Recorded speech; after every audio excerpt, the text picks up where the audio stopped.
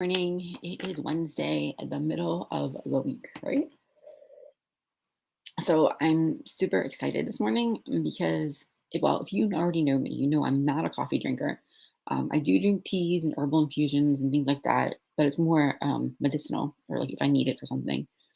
My warm weather drink go to is hot chocolate.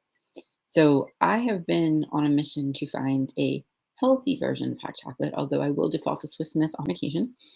Um, and my current concoction, if you will, is by far my favorite to hit on all points of being healthy and yummy. Um, but let's be honest, it's still not Swiss Miss, right? But it's cocoa powder, milk. I use dairy milk. And I have a liquid collagen that I've been using that's vanilla, and it's really sweet.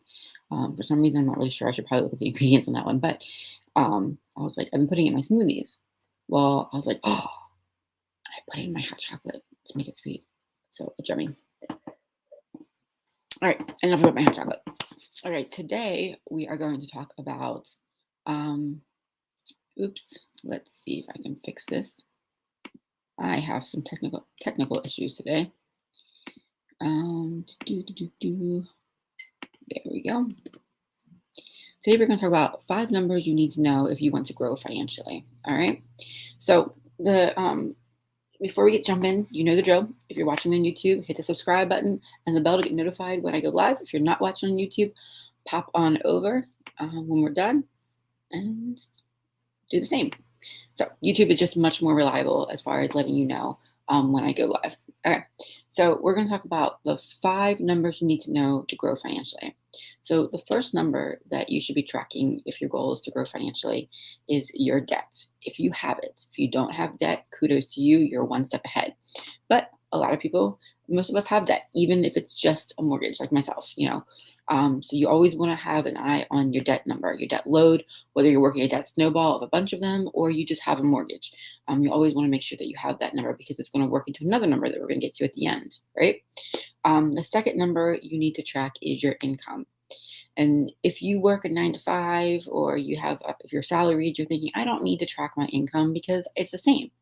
Well, I'm going to challenge you on that, especially if you join us in my program coming up next month, that's my Facebook group, Faith-Based Financial Freedom. We are going to be looking at increasing our income. We're going to and bringing in multiple streams of income, whether they're temporary, they're permanent, whether it's investment income. We're going to be exploring a lot of those things. So we're going to track our income because if you want to grow financially, we need to grow that income. So you're going to be tracking your debt, your income.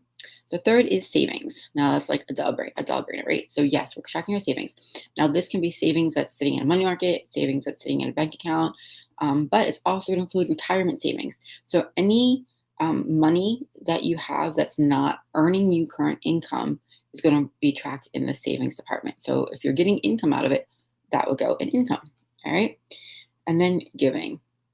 We always want to track, especially come tax time. We want to have a handle on our giving. And we want to make sure that we're keeping track of that, how much we're giving and where we're giving it to, especially nonprofits that we're able to write off at tax time. Nice thing I like to track about giving also is because as our income goes up, so can our giving. And it's a fun number to track when you're looking at across your financial portfolio and the way you're growing. In the big picture, giving is a great place to look at also. Now, the 5th number, so we've got debt, income, savings, and giving. The 5th number that we're going to track is our net worth. So, and the reason we're going to track our net worth is because it kind of incorporates that income number that we're tracking and also that debt number that we're tracking, as well as some of the savings, right? All tracking all these numbers helps to gauge our progress because we want to know that we're on a journey, right? We're moving in the right direction. So we're going to track all these numbers, and then we're going to be able to gauge our progress. Now, when we set goals, which I'll get into more details about goals, I have talked about before and we'll talk about it again, but you want our goals to be measurable. And by tracking these numbers, we can measure our progress, like I said, and also see when we've hit our goals, and also allows us to set goals because you have to know that basis first. I recently heard someone say that money goes towards the more organized and away from the less organized. So we want to be organized in our finances. We want to take responsibility for finances, and we want to track our debt, our income, our saving, our giving, and our net worth. All right, guys. If you are not already in my Facebook group, Faithful and Financially Free, pop on in there. We are doing a Balance and Grow Your Life challenge starting tomorrow, Thursday.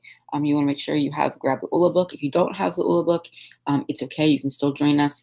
But if you do have the ULA book, make sure you post it in the group because I'll be giving away a journal to someone who is in there. And I will see you guys tomorrow.